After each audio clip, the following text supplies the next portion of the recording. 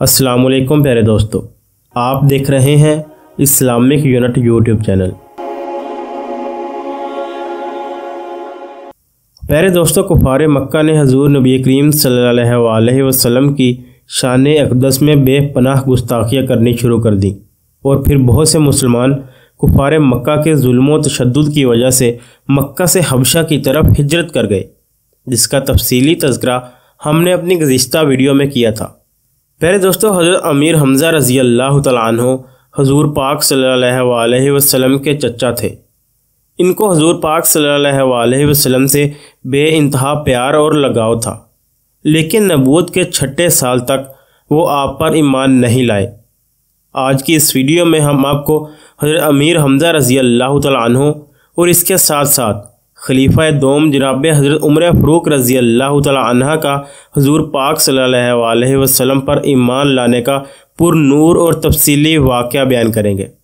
پیارے دوستو، اس واقعہ کو سننے کے بعد یقینی طور پر آپ کا ایمان ضرور تازہ ہوگا، لہٰذا اس نہایت ہی دلچسپ اور اہم ویڈیو کا باقاعدہ آغاز کرنے سے پہلے آپ سے التجا ہے کہ ہماری اس ویڈیو کو آخر تک ضرور دیکھیے گا، اور ویڈیو اچھی لگے تو ویڈیو کو لائک کیجئے، اور ہمارے ساتھ اس چینل پر جڑے رہنے کے لیے ہمارے اس چینل کو سبسکرائب بھی کر لیجئے۔ پیارے دوستو، قریش مکہ دعوت نبوی میں دیوانے ہو رہے تھے۔ ایک روز حضور پاک صلی اللہ علیہ وسلم کوہ صفا پر یا اس کے دامن میں بیٹھے تھے کہ ابو جہل اس طرف کو آ نکلا۔ اس نے آپ کو دیکھ کر پہلے تو بہت ناپسندیدہ الفاظ کہے۔ آپ صلی اللہ علیہ وسلم نے جب اس کی بے ہودہ سرائی کا کوئی جواب نہ دیا تو اس نے ایک پتھر اٹھا کر مارا، جس سے آپ صلی اللہ علیہ وسلم زخمی ہوئے اور خون بہنے لگا۔ آپ صلی اللہ علیہ وسلم خاموش اپنے گھر چلے آئے۔ ابو جہل صحن کعبہ میں جہاں پر لوگ بیٹھے باتیں کر رہے تھے وہاں پر آ کر بیٹھ گیا۔ حضرت امیر حمزہ رضی اللہ تعالیٰ عنہ حضور پاک صلی اللہ علیہ وسلم کے چچا تھے۔ ان کو حضور پاک صلی اللہ علیہ وسلم سے بہت محبت تھی، مگر وہ ابھی تک شرک پر قائم تھے اور مشرکوں کے شریک کے حال تھے۔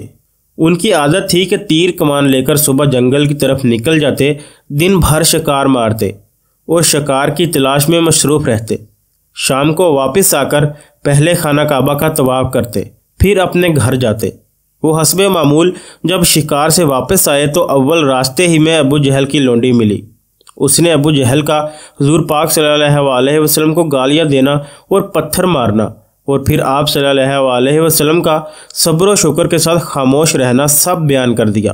حضرت حمزہ رضی اللہ تعالیٰ عنہ حضور پاک صلی اللہ علیہ وسلم کے چچا ہونے کے علاوہ رضائی بھائی بھی تھے۔ خون اور دودھ کے جوش نے ان کو از خود رفتہ کر دیا۔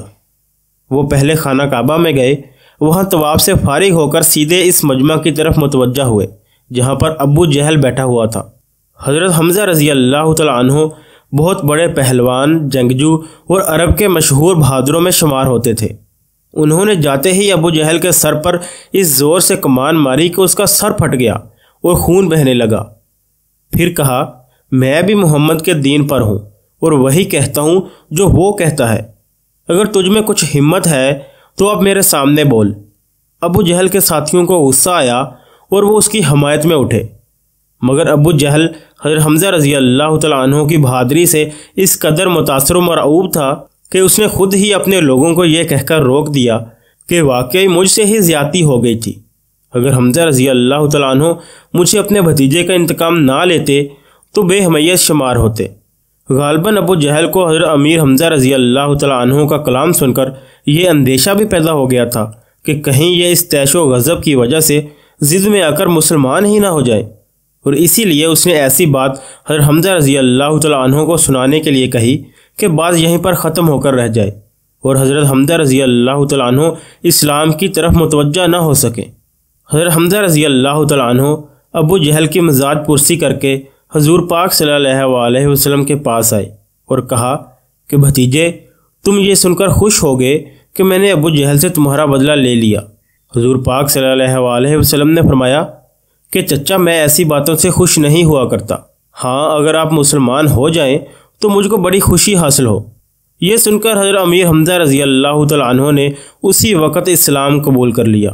حضرت امیر حمزہ رضی اللہ تعالیٰ عنہ کے مسلمان ہونے سے مسلمانوں کی آفت رسیدہ جمعیت کو بڑی قوت اور امداد حاصل ہوئی۔ پہلے دوستو، یہ نبوت کے 6 سال کا واقعہ ہے۔ اس وقت حضور نبی کریم صلی اللہ علیہ وسلم دار ارقم میں تھے۔ قریش مکہ حضور پاک صلی اللہ علیہ وسلم کی شان میں بہت ہی گستاخ اور بے باک ہو گئے تھے۔ اب حضرت حمزہ رضی اللہ تعالیٰ عنہ کے مسلمان ہونے نے ان کو کسی قدر محتاط اور مؤدب بنا دیا، اور لوگ حضور پاک صلی اللہ علیہ وسلم کی شان میں گستاخیاں کرنے میں گریز کرنے لگے۔ پیارے دوستو، حضرت حمزہ رضی اللہ تعالیٰ عنہ کے مسلمان ہونے کی خبر سن کر قریش کے فکر و تردد اور بغض و عداوت نے اور بھی ترقی کی۔ حضرت عمر فاروق رضی اللہ تعالیٰ عنہ حضرت حمزہ رضی اللہ تعالیٰ عنہ کی طرح ہی مشہور پہلوان اور عرب کے نامور بہادروں میں سے تھے۔ مسلمانوں کو ایذا پہنچانے اور حضور پاک صلی اللہ علیہ وسلم کے خلاف کوشش کرنے میں نمایاں حصہ لیتے تھے۔ وہ مسلمانوں کو پکڑ کر لاتے اور مارتے مارتے تھک جاتے تو دم لیتے اور پھر اٹھ کر دوبارہ مارتے۔ غرض کہ انہوں نے مسلمانوں کو دین اسلام سے مرتد بنانے کی بے حد کوشش کی اور اس میں ناکام رہے۔ آخر میں ایک روز انہوں نے فیصلہ کیا اور کفار کی مجلس میں وعدہ کیا کہ میں تنہا قریش کے اوپر وارد ہونے والے اس فتنہ کو مٹائے دیتا ہوں، یعنی اس فتنہ کے بانی حضرت محمد مصطفیٰ صلی اللہ علیہ وسلم کا کام تمام کیے دیتا ہوں، نعوذ باللہ۔ ابو جہل نے سن کر کہا کہ اگر تم نے یہ کام پورا کر دیا تو 100 اونٹ اور 1000 اوقیہ چاندی نظر کروں گا۔ چنانچہ حضرت عمر رضی اللہ تعالیٰ عنہ مسلح ہو کر اپنے ہاتھ میں تلوار لے کر نکل آئے اور حضور پاک صلی اللہ علیہ وسلم کی تلاش و جستجو کرنے لگے۔ راستہ میں سعد بن ابی وقاص رضی اللہ تعالیٰ عنہ نے پوچھا کہ عمر اس طرح کہاں جاتے ہو؟ انہوں نے کہا کہ محمد کو قتل کرنے جاتا ہوں، کیونکہ میرا ارادہ ہے کہ آج قریش کی مصیبت اور ان کی 20 تدبیروں کو سہل کر دوں۔ تو حضرت سعد بن ابی وقاص رضی اللہ تعالیٰ عنہ نے کہا کہ تم بنی ہاشم کے انتقام سے نہیں ڈرتے اور یہ نہیں جانتے کہ محمد کا قتل کوئی آسان کام نہیں ہے؟ حضرت عمر رضی اللہ تعالیٰ عنہ نے کہا کہ جب تک میرے ہاتھ میں تلوار ہے مجھ کو کسی کا بھی خوف نہیں ہے۔ پھر سعد رضی اللہ تعالیٰ عنہ سے کہا کہ تم بھی اس کے حمایتی ہو، لاؤ پہلے تمہارا ہی کام تمام کر دوں۔ حضرت سعد رضی اللہ تعالیٰ عنہ نے کہا کہ تم مجھ کو اور محمد کو تو بعد میں قتل کرنا، پہلے اپنے ہی گھر کی خبر لو کہ تمہاری بہن مسلمان ہو چکی ہے اور اسلام تمہارے گھر میں داخل ہو چکا ہے۔ پہلے دوستو، حضرت عمر رضی اللہ تعالیٰ عنہ یہ نشتر زن جواب سن کر اسی وقت اپنی بہن کے گھر کی طرف چل دیے۔ وہ حضور پاک صلی اللہ علیہ وسلم کے قتل کی نیت سے چلے تھے۔ راستے میں اپنی بہن کے گھر کی طرف ان کا رخ پھرنا گویا اسلام کی طرف رخ پھرنا تھا۔ وہاں حضرت خباب بن الارات رضی اللہ تعالیٰ عنہ، حضرت عمر رضی اللہ تعالیٰ عنہ کی بہن فاطمہ رضی اللہ تعالیٰ عنہ اور ان کے شوہر حضرت سعید بن زید رضی اللہ تعالیٰ عنہ کو قرآن کریم کی تعلیم دے رہے تھے۔ ان کے آنے کی آہٹ سن کر حضرت خباب رضی اللہ تعالیٰ عنہ تو وہی گھر میں کسی کونے میں چھپ گئے اور قرآن کریم جن اوراق پر لکھا ہوا تھا ان کو بھی فوراً چھپا لیا۔ انہوں نے گھر میں داخل ہوتے ہی پوچھا، تم کیا پڑھ رہے تھے؟ پھر فوراً اپنے بہنوئی سعید بن زید رضی اللہ تعالیٰ عنہ کو پکڑ کر گرا دیا اور مارنا شروع کر دیا کہ تم کیوں مسلمان ہوئے؟ بہن اپنے شوہر کو چھڑانے کے لیے آگے بڑھی اور بھائی سے لپٹ گئی۔ اس کشتم کشتہ میں ان کی بہن فاطمہ رضی اللہ تعالیٰ عنہ کو ایسی چوٹ لگی کہ ان کے سر سے خون جاری ہو گیا۔ حضرت عمر رضی اللہ تعالیٰ عنہ نے بہن اور بہنوئی دونوں کو مارا۔ بہن نے آخر دلیری سے کہا، ہاں عمر، ہم مسلمان ہو چکے اور محمد صلی اللہ علیہ وسلم کے فرما بردار بن چکے ہیں، اب جو کچھ تجھ سے ہو سکتا ہے تو کر لے۔ بہن کا یہ دلیرانہ جواب سنا اور نگاہ اٹھا کر دیکھا تو ان کو خون میں تار بتار پایا۔ اس نظارہ کا ان کے قلب پر کسی قدر اثر ہوا اور طیش و غضب کے طوفان میں قدرے دھیما پن ظاہر ہونے لگا۔ حضرت عمر رضی اللہ تعالیٰ عنہ نے بہن سے کہا کہ اچھا تم مجھے وہ کلام دکھلاؤ یا پھر سناؤ جو تم ابھی پڑھ رہے تھے اور جس کے پڑھنے کی آواز میں نے گھر میں داخل ہوتے سنی تھی۔ حضرت عمر رضی اللہ تعالیٰ عنہ کی یہ بات چونکہ کسی قدر سنجیدہ لہجے میں تھی، اس لیے ان کی بہن کو اور بھی جرأت ہوئی اور انہوں نے کہا کہ پہلے تم غسل کرو، تبھی ہم تم کو اپنا صحیفہ پڑھنے کے لیے دے سکتے ہیں۔ حضرت عمر رضی اللہ تعالیٰ عنہ نے اسی وقت غسل کیا غسل سے فارغ ہو کر قرآن مجید کی آیات جن اوراق پر لکھی ہوئی تھیں اس کو لے کر پڑھنے لگے۔ ابھی چند آیات ہی پڑھی تھیں کہ بے اختیار بول اٹھے، کیا شیریں کلام ہے، اس کا اثر میرے دل پر ہوتا جاتا ہے۔ یہ سنتے ہی حضرت خباب رضی اللہ تعالیٰ عنہ جو اندر چھپے ہوئے تھے فوراً باہر نکل آئے اور کہا، اے عمر مبارک ہو، محمد رسول پاک صلی اللہ علیہ وسلم کی دعا تمہارے حق میں قبول ہو گئی۔ میں نے کل حضور پاک صلی اللہ علیہ وسلم کو یہ دعا مانگتے ہوئے سنا ہے کہ یا الہی، عمر بن الخطاب یا ابو جہل دونوں میں سے ایک کو ضرور مسلمان کر دے۔ پھر خباب رضی اللہ تعالیٰ عنہ نے سورہ طٰہٰ کا پہلا رکوع پڑھ کر سنایا۔ حضرت عمر رضی اللہ تعالیٰ عنہ اس سورہ کی آیات سن رہے تھے اور ساتھ میں رو بھی رہے تھے۔ حضرت عمر رضی اللہ تعالیٰ عنہ نے حضرت خباب رضی اللہ تعالیٰ عنہ سے کہا کہ اسی وقت مجھے حضور پاک صلی اللہ علیہ وسلم کے پاس لے چلو۔ چنانچہ وہ اسی وقت حضرت عمر رضی اللہ تعالیٰ عنہ کو دار ارقم کی طرف لے کر چلے گئے۔ پیارے دوستو، اس وقت بھی ننگی تلوار حضرت عمر رضی اللہ تعالیٰ عنہ کے ہاتھ میں تھی، مگر اب یہ تلوار حضرت عمر رضی اللہ تعالیٰ عنہ کے ہاتھ میں اس ارادے سے نہ تھی جو کہ بہن کے گھر تک ان کے دل میں تھا۔ دار ارقم کے دروازے پر پہنچ کر حضرت عمر رضی اللہ تعالیٰ عنہ نے دستک دی۔ صحابہ کرام جو اندر تھے انہوں نے حضرت عمر رضی اللہ تعالیٰ عنہ کے ہاتھ میں شمشیر برہنہ دیکھ کر دروازہ کھولنے میں تاخیر کی اور حضور پاک صلی اللہ علیہ وسلم سے عرض کیا کہ عمر ننگی تلوار لے کر دروازہ پر کھڑا ہے۔ حضور پاک صلی اللہ علیہ وسلم نے فرمایا کہ دروازہ کھول دو۔ حضرت حمزہ رضی اللہ تعالیٰ عنہ بھی موجود تھے۔ انہوں نے کہا کہ آنے دو، اگر ارادہ نیک ہے تو خیر، ورنہ اس کی تلوار سے اسی کا سر اڑا دیا جائے گا۔ چنانچہ دروازہ کھولا گیا۔ حضرت عمر رضی اللہ تعالیٰ عنہ اندر داخل ہوئے۔ حضور پاک صلی اللہ علیہ وسلم ان کو گھر میں داخل ہوتے ہوئے دیکھ کر آگے بڑھے اور ان کا دامن پکڑ کر زور سے جھٹکا دیا اور فرمایا کہ اے عمر، کیا تو باز نہ آئے گا؟ حضرت عمر رضی اللہ تعالیٰ عنہ نے جواباً عرض کیا کہ یا رسول اللہ صلی اللہ علیہ وسلم، میں ایمان لانے کے لیے حاضر ہوا ہوں۔ حضور پاک صلی اللہ علیہ وسلم نے یہ سنتے ہی جوش مسرت میں بلند آواز سے کہا، اللہ اکبر، اور ساتھ ہی تمام صحابہ کرام نے جو اس وقت دار ارقم میں موجود تھے اس زور سے اللہ اکبر کہا کہ مکہ کی پہاڑیاں گونج گئیں۔ پیارے دوستو، حضرت حمزہ رضی اللہ تعالیٰ عنہ اور حضرت عمر رضی اللہ تعالیٰ عنہ کے مسلمان ہونے سے مسلمانوں کو بڑی تقویت حاصل ہو گئی۔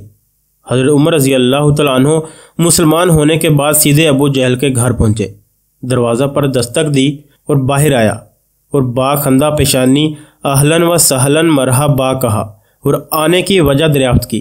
حضرت عمر رضی اللہ تعالیٰ عنہ نے فرمایا کہ اللہ تبارک و تعالیٰ کا شکر ہے کہ میں مسلمان ہو گیا ہوں، محمد صلی اللہ علیہ وسلم کو اللہ کا رسول مانتا ہوں۔ یہ سنتے ہی ابو جہل جھلا کر اندر چلا گیا اور یہ بھی واپس چلے آئے۔ پیارے دوستو، حضرت عمر رضی اللہ تعالیٰ عنہ کا ابو جہل کے گھر پر تشریف لانے کا اصل مدعا یہ تھا کہ اس سب سے بڑے دشمن اسلام کو اپنے مسلمان ہونے کی خبر دے کر جلاؤں۔ حضرت عمر رضی اللہ تعالیٰ عنہ نے مسلمان ہوتے ہی حضور پاک صلی اللہ علیہ وسلم کی خدمت میں عرض کیا کہ ہم کو اب پوشیدہ طور پر گھروں میں نماز پڑھنے کی ضرورت نہیں ہے، بلکہ اعلانیہ خانہ کعبہ میں نمازیں پڑھنی چاہیے۔ چنانچہ قریش میں سے اول جو کوئی مانے ہوا، حضرت عمر رضی اللہ تعالیٰ عنہ نے اس کا مقابلہ کیا۔ پھر بلا روک ٹوک مسلمان خانہ کعبہ میں نماز پڑھنے لگے اور اسلام مکہ میں اعلانیہ اور آشکار طور پر ظاہر ہو گیا۔ یہ نبوت کے 6 سال کے آخری مہینے کا واقعہ ہے۔ حضرت عمر رضی اللہ تعالیٰ عنہ کی عمر اس وقت 33 سال تھی۔ حضرت عمر رضی اللہ تعالیٰ عنہ کے مسلمان ہونے کے وقت مکہ میں مسلمانوں کی تعداد 40 ہو گئی، جبکہ ملک حبش میں جو مسلمان تھے وہ اس تعداد کے علاوہ تھے۔ پیارے دوستو، حضرت عمر فاروق رضی اللہ تعالیٰ عنہ کے مسلمان ہونے سے قریش کو بڑا صدمہ پہنچا۔ ادھر مسلمان اعلانیہ خانہ کعبہ میں نمازیں پڑھنے لگے۔ بہت سے مسلمان نجاشی کے ملک میں جا چکے تھے جن پر قریش کا کوئی زور نہیں چل سکتا تھا۔ حضرت حمزہ رضی اللہ تعالیٰ عنہ اور حضرت عمر رضی اللہ تعالیٰ عنہ کی وجہ سے مکہ کے مسلمانوں پر بھی وہ بلا خطرہ ہاتھ نہیں ڈال سکتے تھے۔ ان حالات کو دیکھ کر نبوت کے 7ویں سال کی ابتدا یعنی ماہ محرم میں قریش نے ایک مجلس مشورہ منعقد کی۔ مسلمانوں کی روز افزاؤں جماعت کے خطرات سے قوم کو آگاہ کیا اور اس خطرہ و اندیشہ سے محفوظ رہنے کی تدابیر پر غور کیا گیا۔ بالآخر یہ فیصلہ ہوا کہ بنی ہاشم اور بنی عبد المطلب اگرچہ سب کے سب مسلمان نہیں ہوئے، لیکن وہ محمد صلی اللہ علیہ وسلم کی حمایت اور رعایت سے باز نہیں آتے، لہٰذا پہلے ابو طالب سے مطالبہ کیا جائے کہ وہ محمد یعنی کہ اپنے بھتیجے کو ہمارے حوالے کر دیں۔ اگر وہ انکار کریں تو بنو ہاشم اور بنی عبد المطلب سے شادی بیاہ، میل جول، سلام پیغام سب ترک کر دیا جائے، کوئی چیز ان کے ہاتھ فروخت نہ کی جائے اور کھانے پینے کی کوئی چیز ان کے پاس نہ پہنچنے دی جائے، اور اس سخت اذیت رساں مقاطعے کو اس وقت تک جاری رکھا جائے جب تک محمد کو ہمارے سپرد نہ کر دیں۔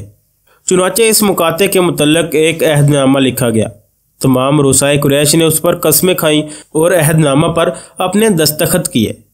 یہ دستخط شدہ عہد نامہ خانہ کعبہ میں لٹکا دیا گیا اور مقاطعہ شروع ہو گیا۔ ابو طالب تمام بنو ہاشم اور بنو عبد المطلب کو لے کر مکہ کے قریب ایک پہاڑی درے میں جا کر محصور ہو گئے۔ جس قدر مسلمان تھے وہ بھی ان کے ساتھ اسی درے میں جو شب ابو طالب کے نام سے مشہور ہے وہاں پر چلے گئے۔ بنو ہاشم سے صرف ایک شخص ابو لہب اس قید و نظر بندی سے آزاد رہا، وہ کفار قریش کے ساتھ تھا۔ غلہ وغیرہ جو کچھ بنو ہاشم اپنے ساتھ لے کر گئے تھے وہ جلد ہی ختم ہو گیا اور ان لوگوں کو کھانے پینے کی بڑی تکلیف ہونے لگی۔ درے میں جانے کا صرف ایک تنگ راستہ تھا، کوئی شخص وہاں سے باہر نہیں نکل سکتا تھا۔ 3 برس تک بنو ہاشم اور مکہ کے ان مسلمانوں نے بڑی تکلیفیں اور اذیتیں شب ابو طالب میں برداشت کیں، جن کے تصور سے بدن کے رونگٹے کھڑے ہوتے ہیں۔ صرف ایام حج میں یہ محصور لوگ باہر نکلتے اور عرب کے دستور کے موافق ان ایام میں جو امن ہوتا تھا اس سے فائدہ اٹھاتے ہوئے اپنے کھانے پینے کا سامان خرید کر ذخیرہ کر لیتے۔ انہی ایام میں حضور پاک صلی اللہ علیہ وسلم بھی باہر نکلتے اور باہر سے آئے ہوئے لوگوں کو تبلیغ اسلام کرتے، لیکن قریش آپ کے ساتھ ساتھ لگے رہتے اور جہاں آپ صلی اللہ علیہ وسلم جاتے لوگوں کو آپ کی باتیں سننے سے منع کرتے اور آپ کو دیوانہ اور جادوگر بتا کر آپ کی طرف کسی کو متوجہ نہ ہونے دیتے۔ شب ابو طالب کی 3 سالہ سختیوں کا تصور کرنے سے یہ بات ثابت ہو جاتی ہے کہ قبیلوں کی حمیت اور خاندان و نسل کا پاس و لحاظ بھی ایک بڑی چیز ہے، اور اسی نے بنو ہاشم کے ان لوگوں کو جو مسلمان نہیں ہوئے تھے حضور پاک صلی اللہ علیہ وسلم کا ساتھ دینے اور آپ کی مدد کرنے پر مجبور کر دیا تھا۔ ایک طرف بنی ہاشم کی حمایت خاندانی نے ان کو حضور پاک صلی اللہ علیہ وسلم کی حمایت پر مجبور کیا، دوسری طرف شب ابو طالب کی قید و نظر بندی نے ان کو حضور پاک صلی اللہ علیہ وسلم کے اخلاق کا زیادہ مطالعہ کرنے، زیادہ متاثر ہونے اور اسلام سے زیادہ واقف ہونے کا موقع دیا، اور اس نسلی امتیاز نے ان کو بجا طور پر متحق تکریم بنا دیا۔ 3 سال کی اس ظالمانہ قید اور بنی ہاشم کے مصائب نے بلا کر قریش کے بعض افراد کو متاثر کیا۔ بنی ہاشم کے چھوٹے چھوٹے بچوں کا بھوک کے مارے تڑپنا اور فاقہ زدہ والدین کے سامنے ان کی اولاد کا بلکنا ایسی چیزیں تھیں کہ قریش مکہ ان کا صحیح اندازہ کر سکتے تھے۔ زہیر بن امیہ بن مغیرہ نے بنی ہاشم کی مصیبت کو اس لیے سب سے پہلے محسوس کیا کہ ابو طالب اس کے ماموں تھے۔ زہیر نے پہلے مطعم بن عدی بن نوفل بن عبد المناف کو رشتہ داری کی طرف توجہ دلا کر عہد نامہ توڑنے پر آمادہ کیا، پھر ابو البخترہ بن ہشام اور زما بن الاسود کو اپنا ہم خیال بنا لیا۔ غرض مکہ میں کئی شخص جو بنو ہاشم سے قرابت داری رکھتے تھے بنو ہاشم کو مظلوم سمجھ کر اس ظالمانہ عہد نامہ کی تنسیخ کے متعلق چرچا کرنے لگے۔